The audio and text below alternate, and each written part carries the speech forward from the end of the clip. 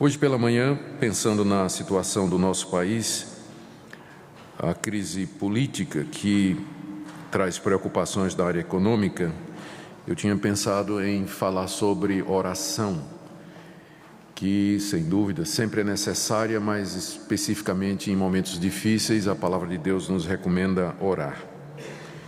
E com essa intenção em mente, eu queria convidá-los comigo a estudar a oração que o Senhor Jesus nos ensinou, que é a oração do Pai Nosso, que está em Mateus capítulo 6.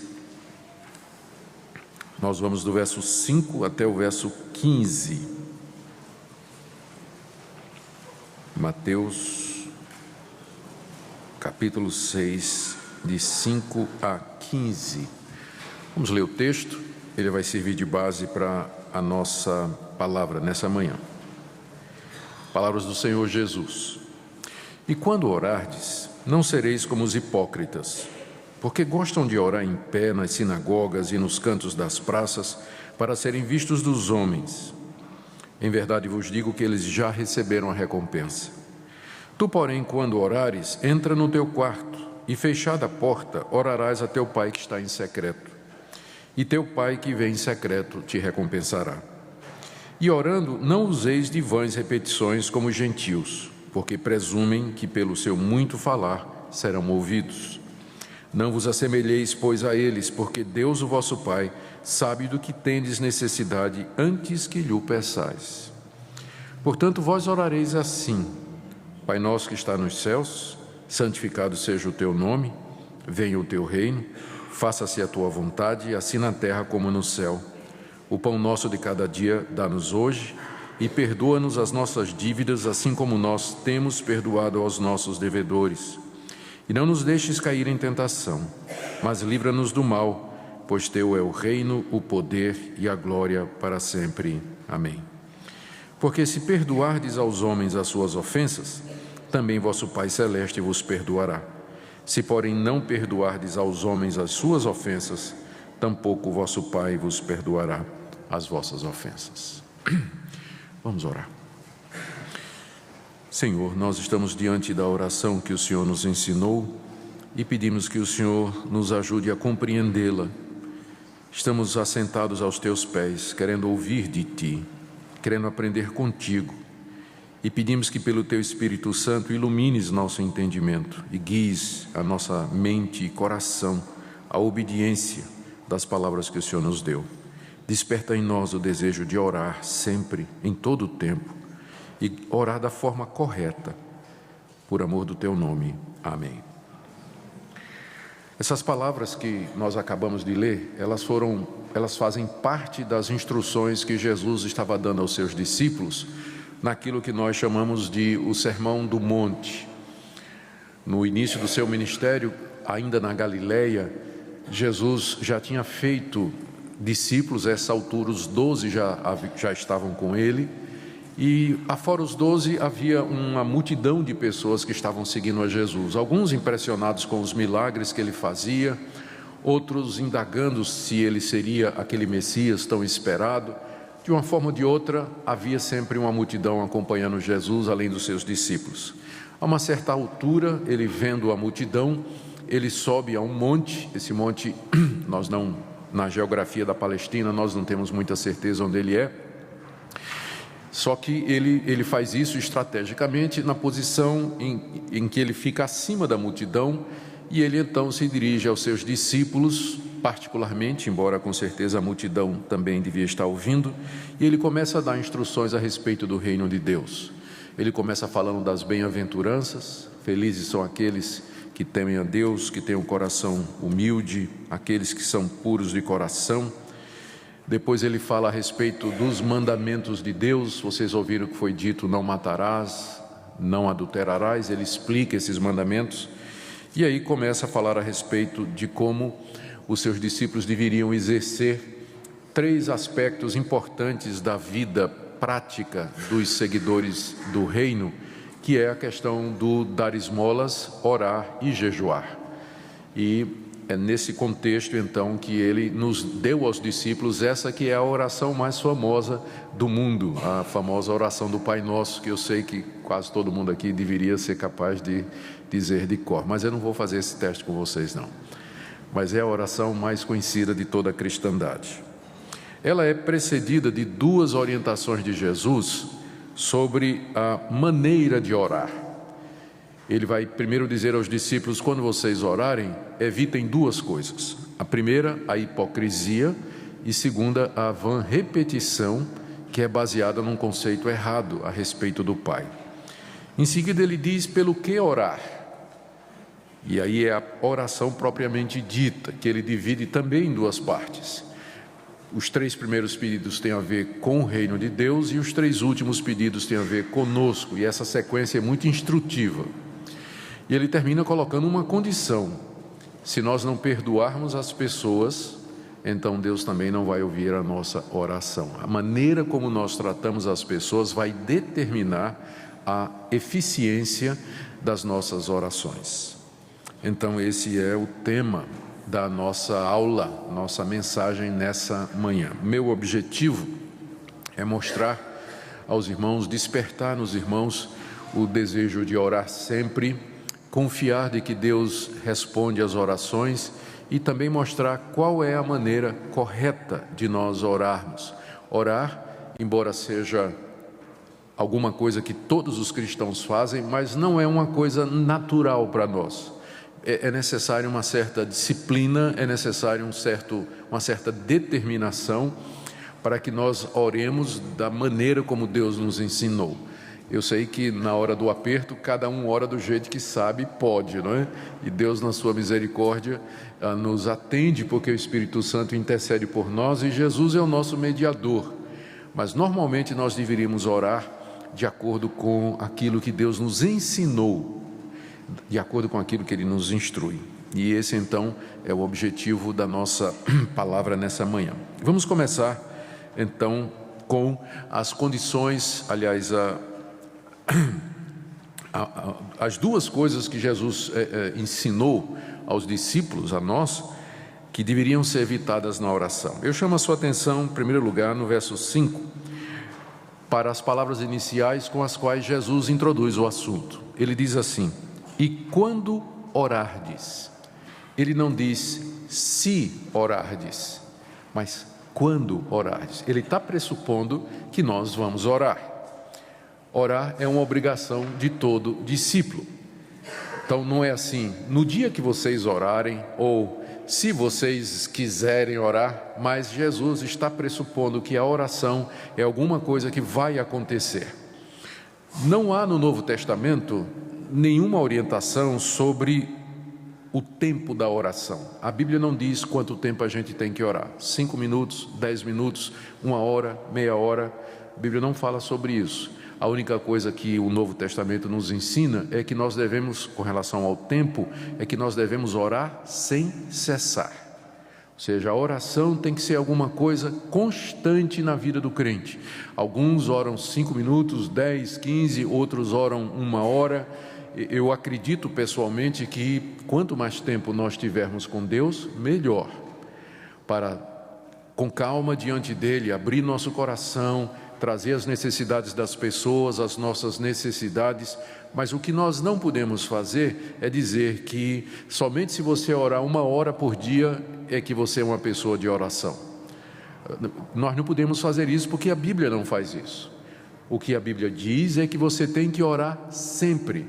No carro, em casa, na cozinha, na universidade, na escola, no seu trabalho, onde você estiver, você tem que estar em atitude de oração, espírito de oração, aberto diante de Deus, em comunhão com Ele. E durante o dia você pode estar falando com Deus, assim, orações pequenas, tipo assim: Senhor, esse cara acaba de me trancar aqui, né? Quase que bate no meu carro, eu oro pela vida dele. Em vez de soltar um palavrão, né, contra aquele cidadão, né, você pode passar o dia inteiro sobre isso. Você está lá na cozinha preparando o almoço, você diz: Senhor, eu sei que lá na igreja fulana de tal está passando por necessidade, não tem o que pôr na mesa, e eu estou aqui com essa fartura, eu quero orar por ela nesse instante, Senhor, e já que o Senhor tocou meu coração, eu também vou levar alguma coisa para ela, ou vou dar uma contribuição para ela. tem motivo para oração o dia inteiro, para você passar o dia todo antenado com Deus, em comunhão com Ele, ligado com Ele, Deus fazendo parte do seu dia a dia. Isso é o que a Bíblia ensina: orai sem cessar. Agora, você pode querer tirar um momento separado, a sós com Deus, com sua esposa, com sua família, enfim, ou com seus amigos, ou na igreja, específico para a oração. Aí você tem várias vantagens para isso. Você pode se concentrar, você pode ler a Bíblia, que vai orientar a sua oração. Você pode, junto com os irmãos, ter uma visão mais ampla das coisas pelas quais você realmente deveria estar orando. Então, é importante, por isso que na igreja nós temos reuniões de oração, nós temos esforços para que os crentes se reúnam, mas esses movimentos, reunião de oração na igreja, esforço de oração, eles vêm para nos ajudar, porque é dever seu orar o tempo todo, estar em comunhão com Deus. Por isso Jesus diz aqui: quando orardes. Quando orardes. As duas orientações são estas, as duas coisas que temos que evitar. Primeira, não sejam como os hipócritas. Primeiro a gente tem que definir o que é um hipócrita. A palavra é muito interessante na língua grega. Significa esconder-se atrás de alguma coisa.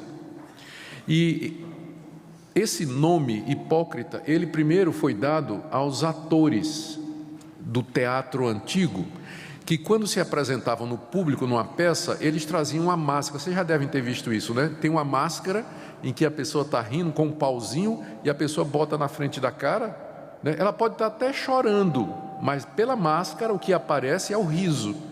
Então, nas peças teatrais, o ator era chamado hipócrita, porque ele estava escondido atrás de alguma coisa. O que aparecia era aquela face sorridente, mas por dentro ele podia estar chorando, podia estar com raiva, mas o que aparecia era aquilo ali. Com o tempo, a palavra hipócrita veio a designar uma pessoa que parece o que não é.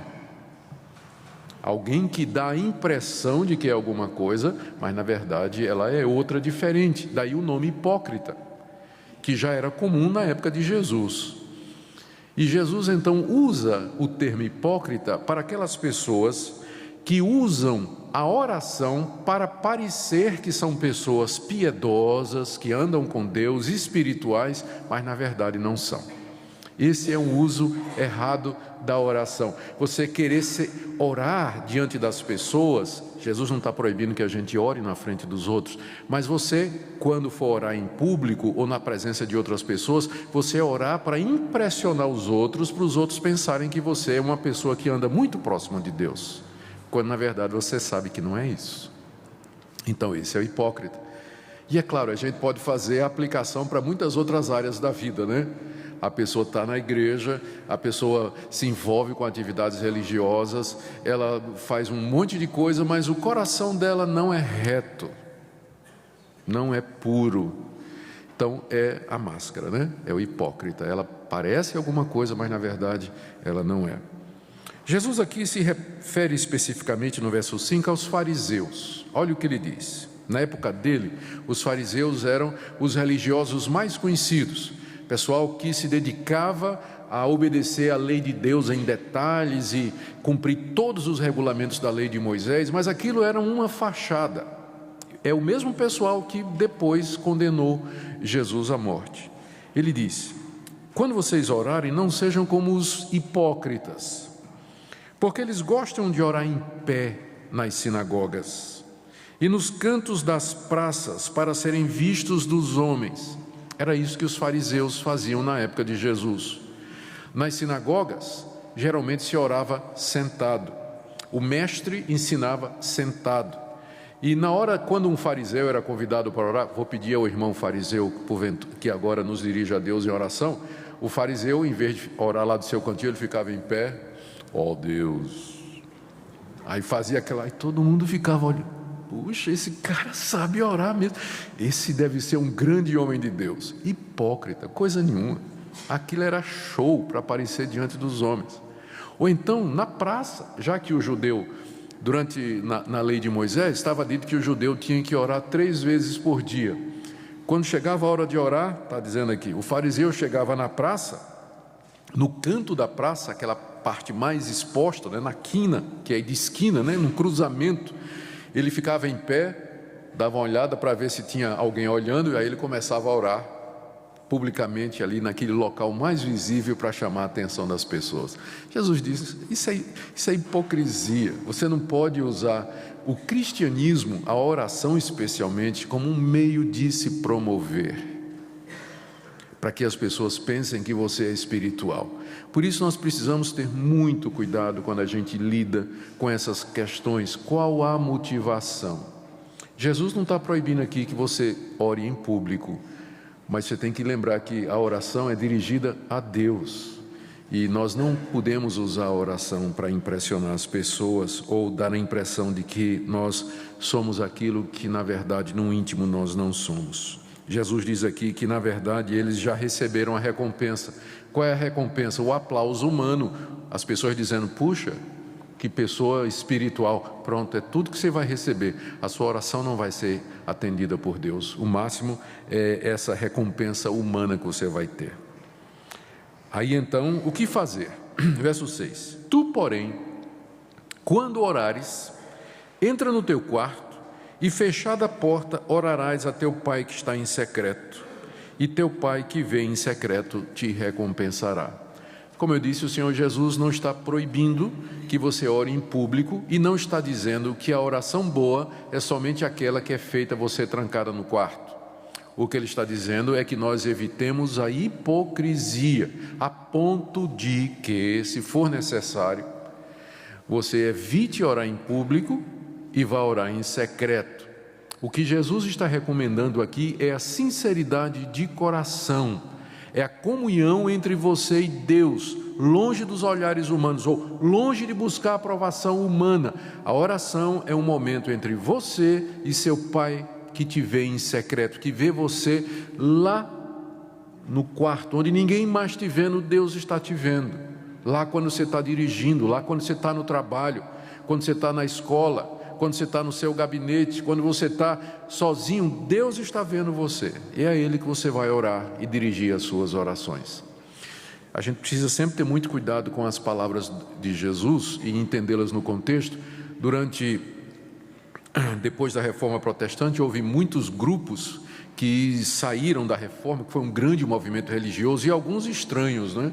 E um deles era um grupo que dizia exatamente isso aqui, que só orava, não tinha oração pública. Interpretou as palavras de Jesus literalmente, sem entender a intenção, e o movimento era voltado para orar no quarto, né? Então, quando tinha reunião, tinha culto, ninguém orava.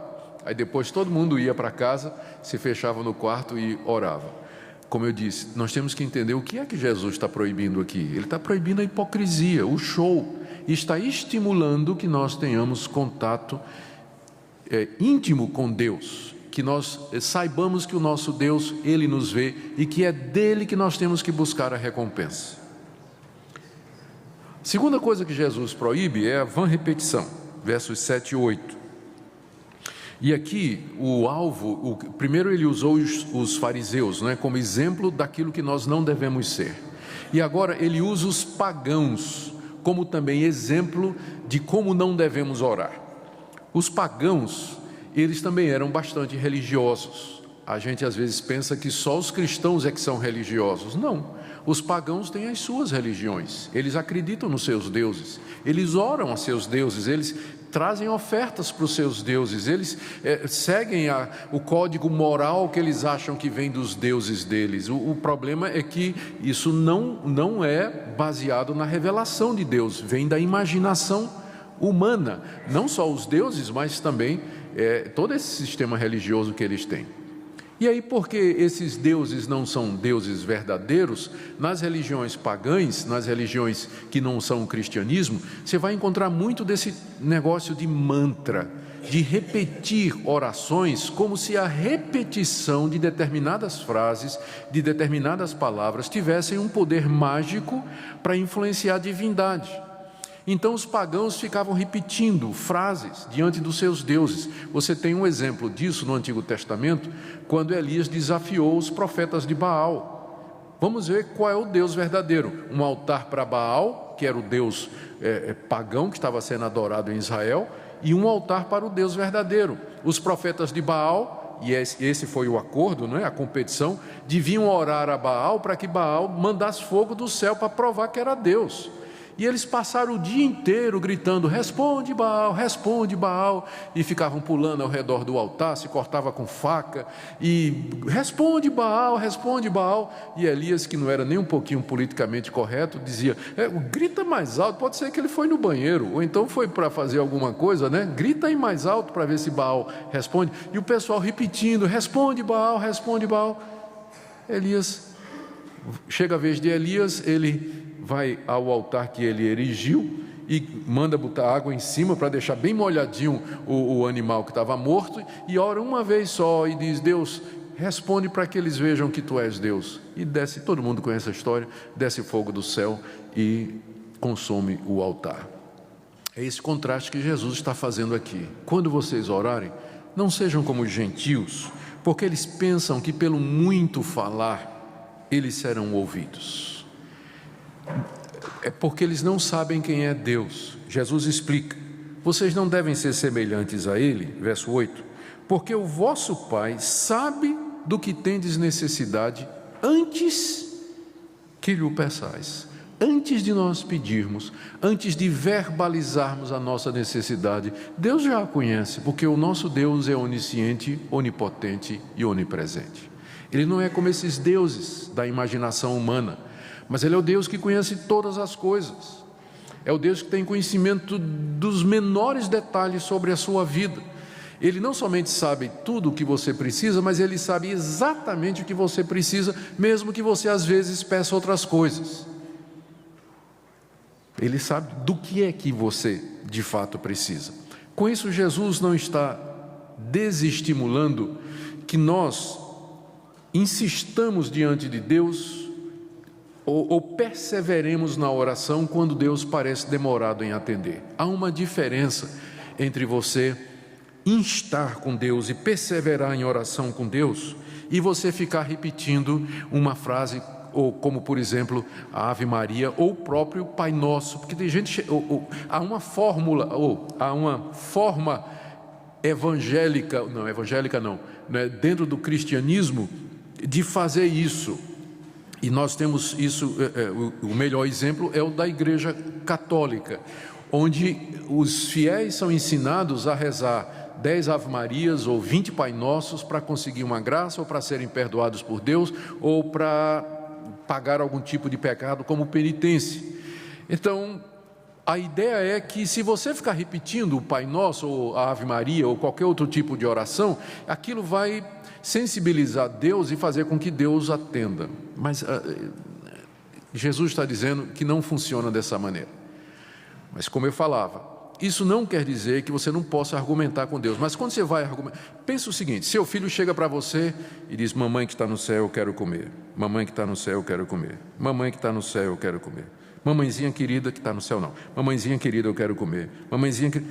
Você acha seu filho chegar para você fazer isso?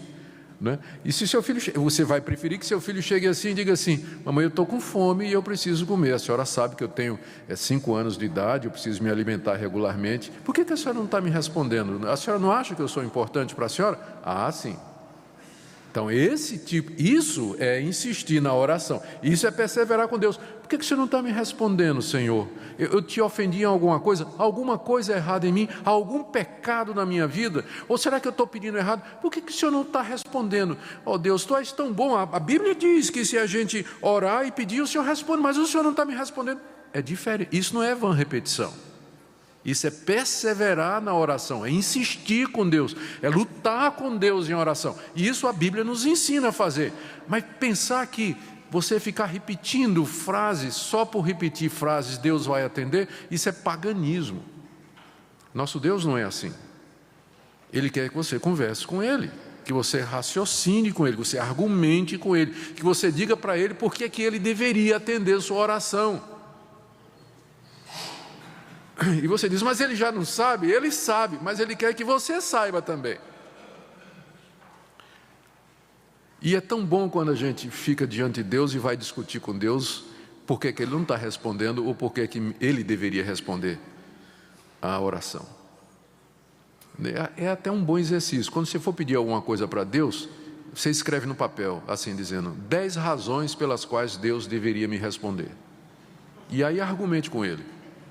Aí você vai ver que de repente você não está tão precisando daquela coisa mesmo, não é?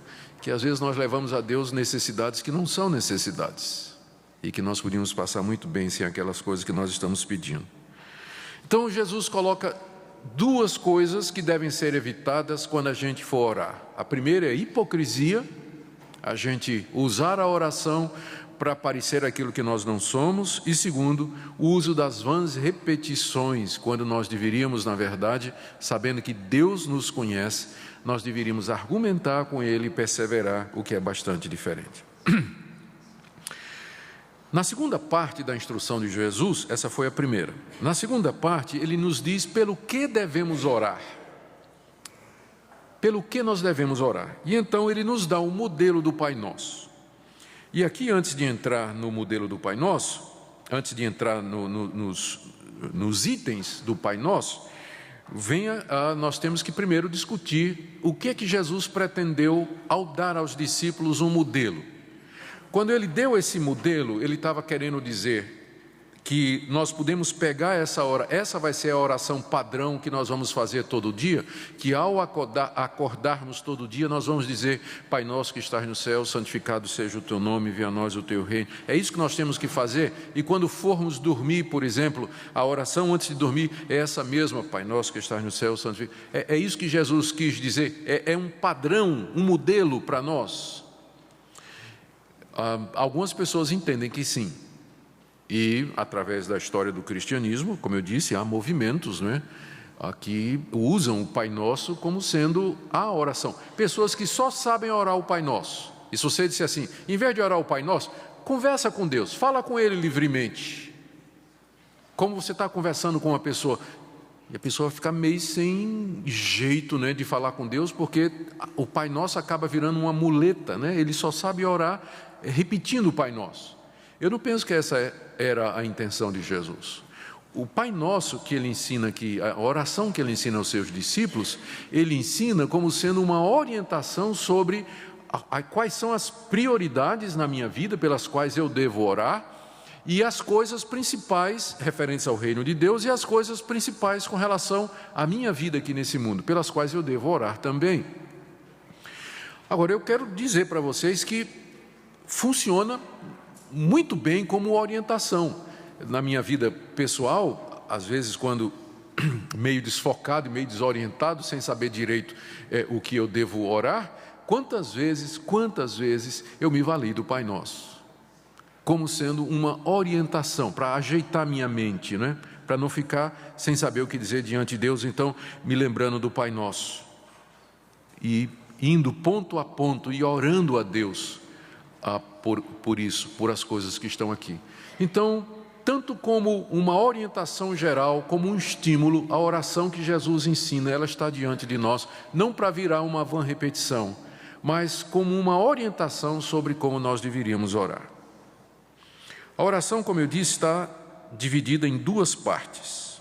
3 pedidos relacionados com o reino de Deus e 3 pedidos relacionados com a nossa vida. Nós vamos então ver cada um deles. No verso 9, Jesus nos ensina a orar, primeiro nos dizendo de que maneira nós devemos nos dirigir a Deus. Quando orardes, verso 9, vós orareis assim, Pai nosso que está nos céus. Aqui, Jesus nos ensina a quem nós estamos dirigindo a oração. Primeiro, nós estamos orando a um Deus que é Pai. Deus é nosso Pai. Ele é o Deus que cuida de mim, é o Deus que me protege, é o Deus que me ama, é o Deus que me aceitou como filho. Eu não sou filho de Deus por natureza, nenhum de nós nasce filho de Deus. Nós somos adotados por Deus mediante Jesus Cristo. Então, só essa palavra Pai no início já nos lembra a quem nós estamos orando.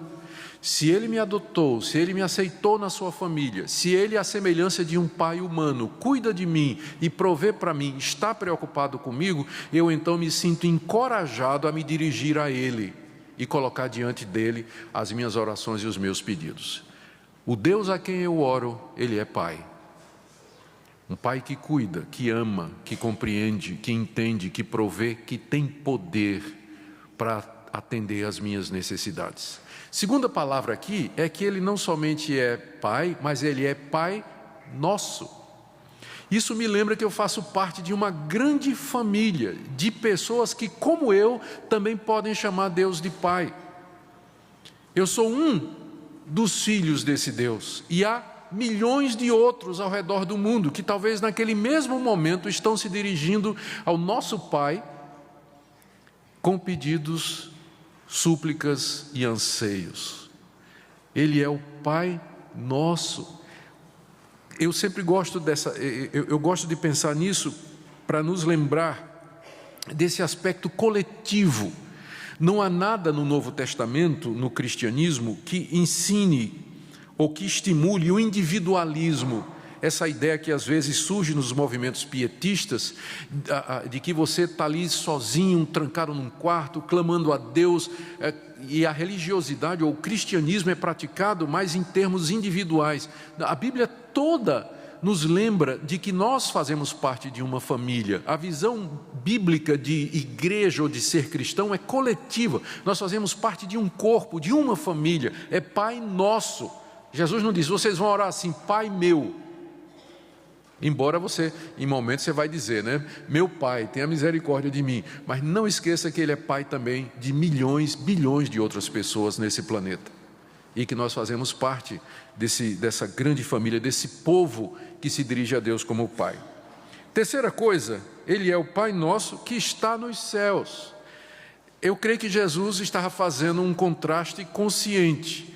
Ele é Pai, mas Ele é o Pai celeste. Ele é distinto dos pais humanos. Os pais humanos, por melhores que sejam, eles são falíveis. Eles erram na criação dos seus filhos, na educação dos seus filhos. Eles não têm recursos, às vezes, para cuidar das necessidades reais dos seus filhos. Mas o Pai que está nos céus, Ele é infalível, Ele é todo-poderoso, Ele é todo-amoroso.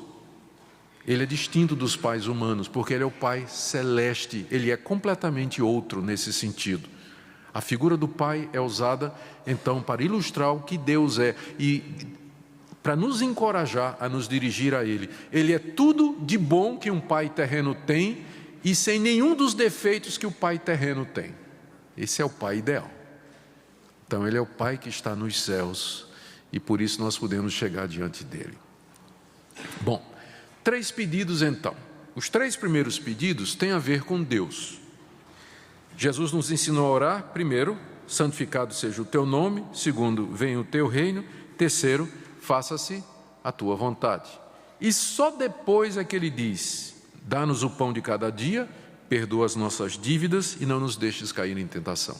Então, a ordem em que Jesus colocou os pedidos, ela é instrutiva, porque Jesus nos ensina a orar primeiro pelo reino de Deus, pelas coisas referentes ao reino de Deus, ao nome de Deus e à vontade de Deus.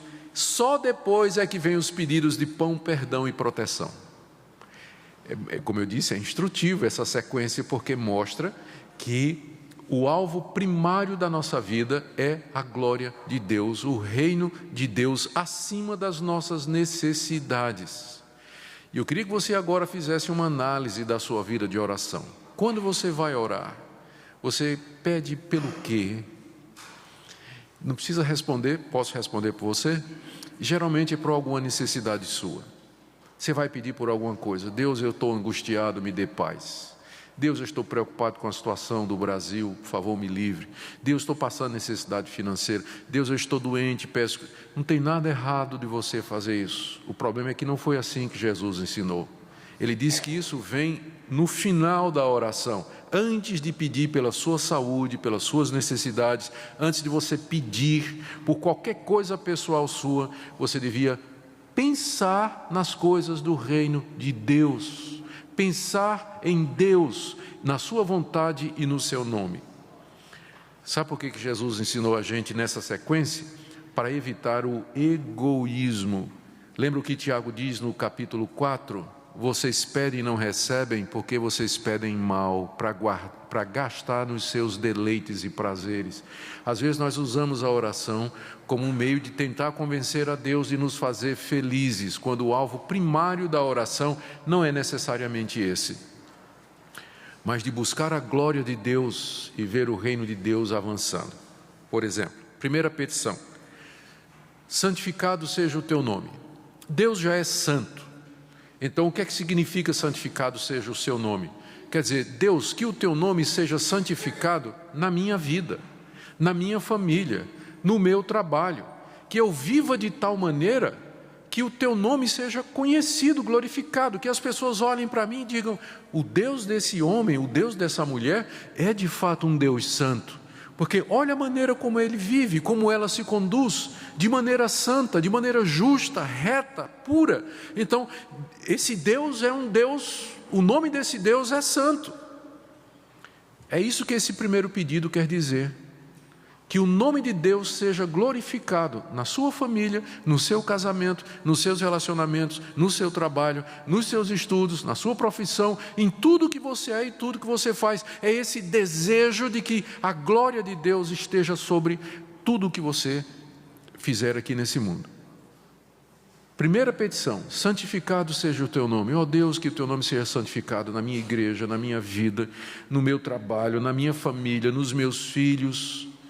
Faz com que eu viva de tal maneira em todas estas áreas que todos percebam que tu és santo. Que pelas obras que eu faço, pelas decisões que eu tomo, eles percebam que há um Deus e que esse Deus é verdadeiro. Segunda petição: venha o teu reino.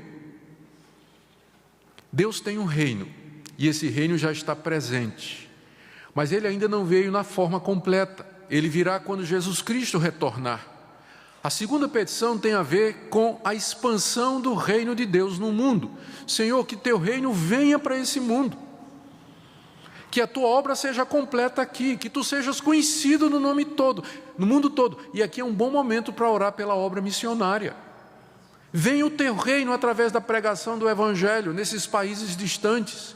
Venha o teu reino aqui em Goiânia, através do meu testemunho, através da minha igreja. Venha o teu reino nesse país que tanto precisa te conhecer. A segunda petição tem a ver pela expansão do reino de Deus no mundo. Você pode aproveitar e orar: Senhor, se o Senhor quiser me usar, me usa. Se quiser usar os meus filhos, eu consagro meus filhos a Ti, para que o Senhor os use como propagadores do Evangelho. Eu sei, Senhor, Tu sabes, eu gostaria que eles fossem médicos, advogados. Eu queria isso para eles, mas se for a tua vontade, manda pregar o Evangelho na China. Aqui está minha família, meus filhos, usa para a tua glória. Venha o teu reino.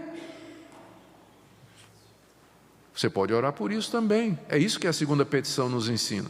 E tem a terceira: faça-se a tua vontade, não a minha, mas a tua vontade. Deus tem uma vontade, Deus tem um plano, Deus tem um querer. Ele não é um Deus que fica lá em cima no céu, olhando e dizendo: o que você escolher para mim está bom, só me avisa, tá? Para eu abençoar.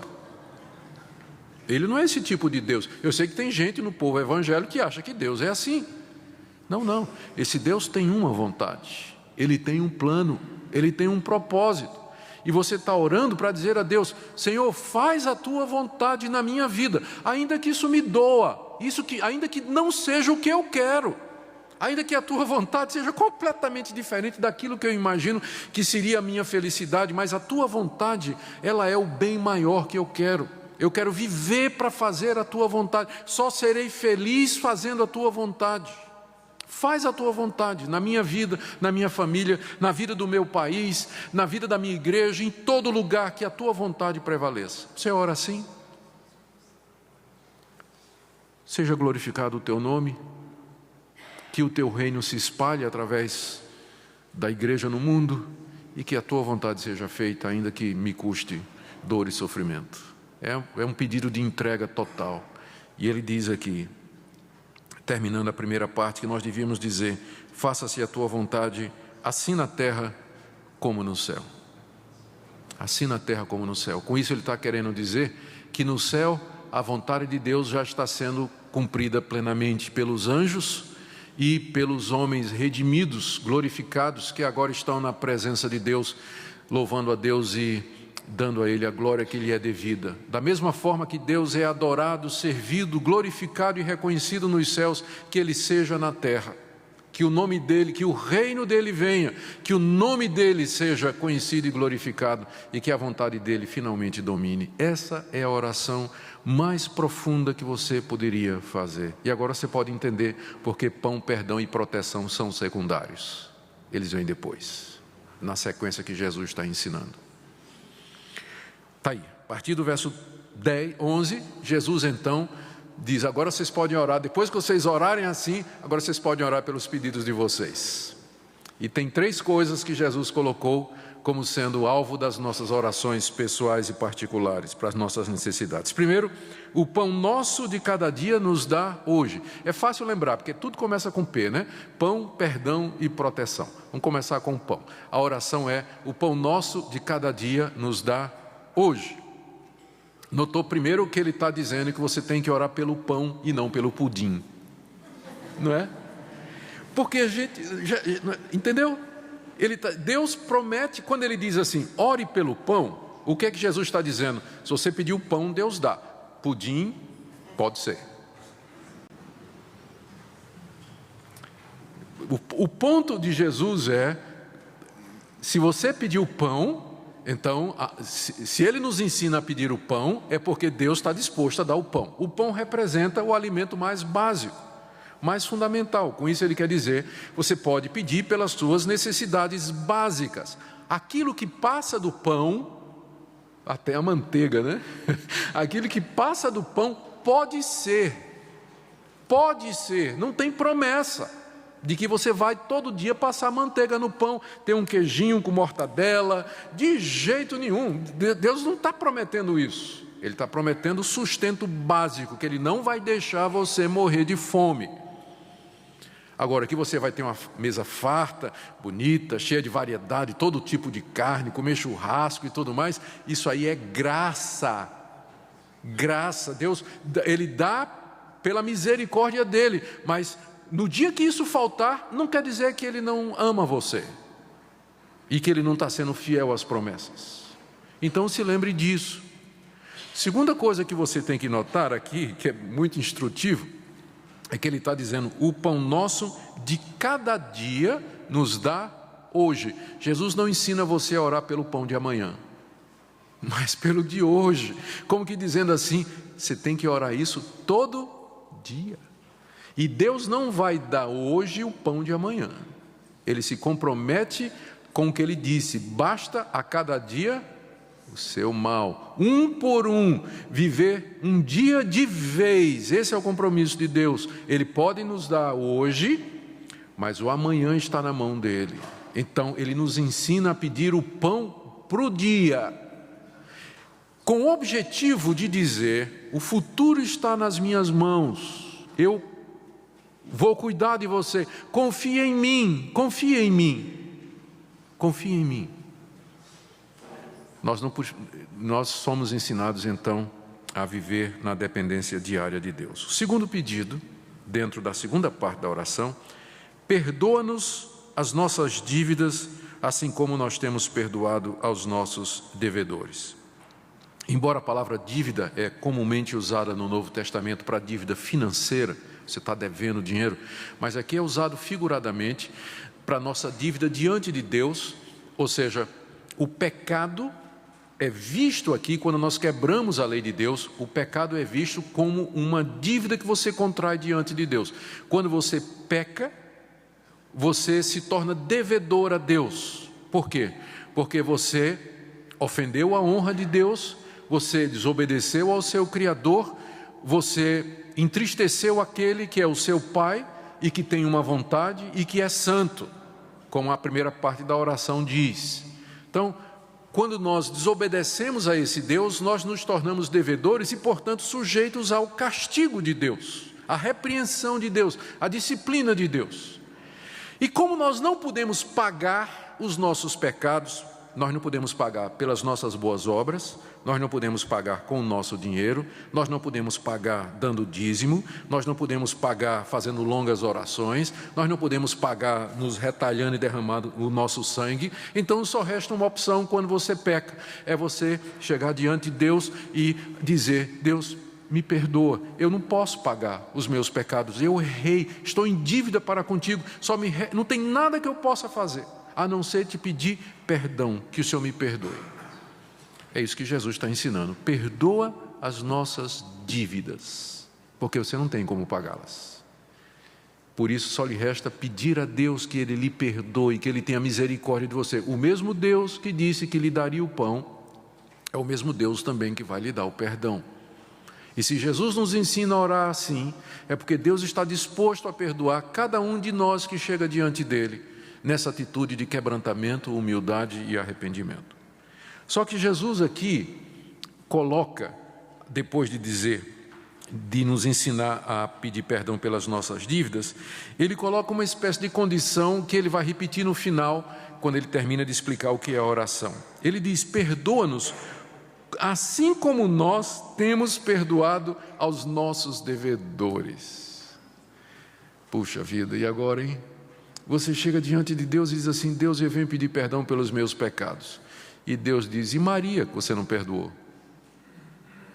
E João, contra quem você está ressentido e com quem você já não fala há vários dias?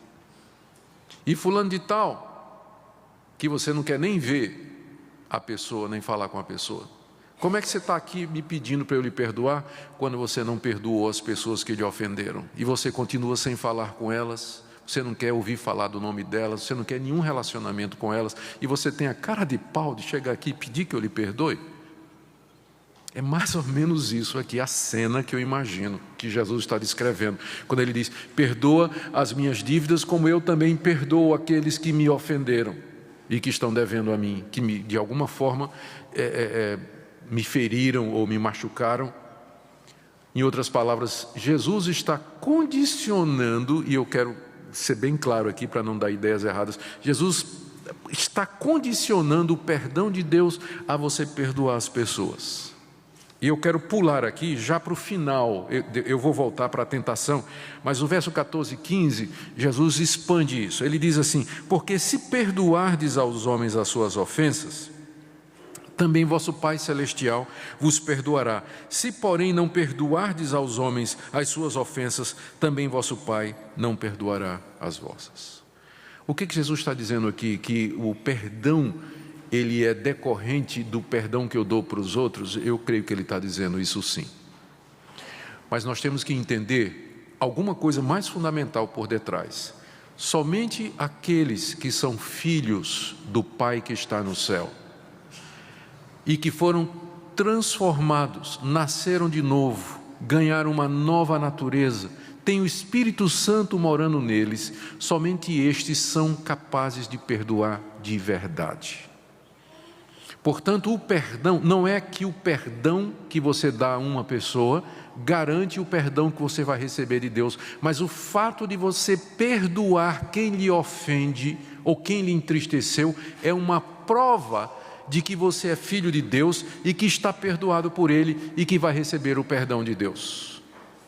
É uma evidência, é um sinal externo, concreto, é uma prova irrefutável de que você é de Deus e que, portanto, Ele vai lhe perdoar suas ofensas.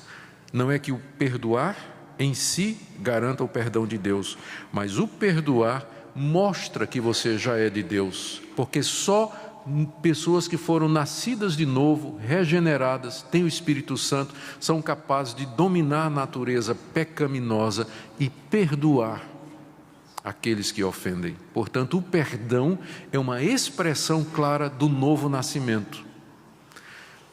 Fazendo agora, dando ré, fazendo isso de ré agora. Pessoas que não conseguem perdoar quem os ofende estão demonstrando que nunca foram perdoadas por Deus, que nunca nasceram de novo. Pessoas que guardam mágoa, ressentimento. Uma vez, faz muitos anos, eu estava lidando com o caso de uma separação em que a mulher foi muito machucada pelo marido. Mas ela se professava crente, o marido não. Ela se professava crente em Jesus Cristo. Eles se separaram e conversando alguns anos depois com ela, perguntando como estava a vida dela e tudo mais. E quando toquei na questão do marido, ele disse: isso aí eu não perdoo, pastor. Eu vou levar essa mágoa no caixão comigo, mas eu não perdoo o que esse homem fez comigo. Eu disse: e aí quando a senhora morrer, a senhora vai ter uma surpresa. Se a senhora levar isso para o caixão, a senhora está pensando que vai para o céu, para a presença de Deus. Quando a senhora morrer, a senhora vai ter uma surpresa. E eu digo a mesma coisa a todos nós: se você levar para o caixão, você está dizendo ao mundo que você nunca foi de fato perdoado por Deus, que você nunca de fato experimentou o perdão de Deus. Porque essa é a história que Jesus vai contar mais adiante. Lembra da parábola do credor incompassivo? Daquele homem que foi perdoado uma nota e depois não quis perdoar aquele que lhe devia 10 contos. O rei ficou furioso, o rei que o tinha perdoado ficou furioso e o lançou na prisão até que ele pagasse tudo. Gente, isso aqui é coisa muito séria. Veja como a vida de oração, ela está pendurada nesse relacionamento com as outras pessoas. E eu queria que você pensasse nisso nessa manhã. Por que será que minhas orações, a minha vida de oração, talvez não é tão eficiente? Por que eu não vejo respostas? Por que eu não tenho essa intimidade toda com Deus? Por que eu estou me sentindo culpado o tempo todo? É meio nebuloso meu relacionamento com Deus.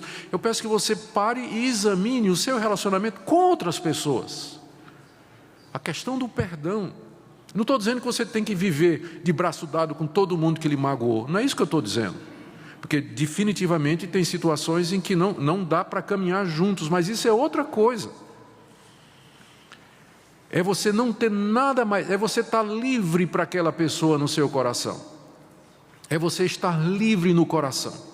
E eu já descobri na minha vida que isso é uma decisão que você toma. Tem gente que fica esperando assim: eu vou esperar sentir vontade de perdoar.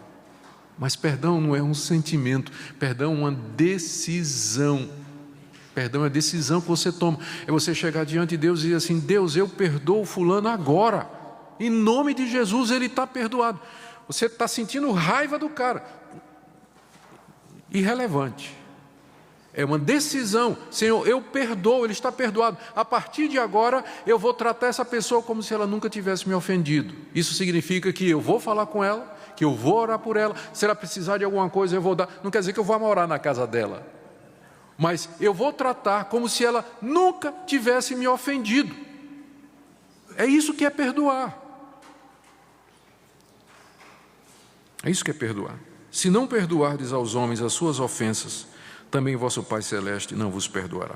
Voltando agora para a oração, para a última parte, eu vou terminar. Jesus nos ensinou a pedir 3 coisas por nós: pão, já falei, perdão, acabo de falar, e tentação. E proteção, desculpa.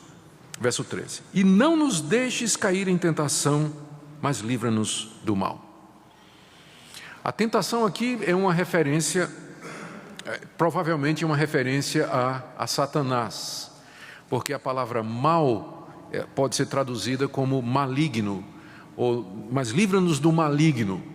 Ou talvez, quando ele diz livra-nos do mal, não é? O mal aqui personificado na pessoa de Satanás, que tenta o cristão.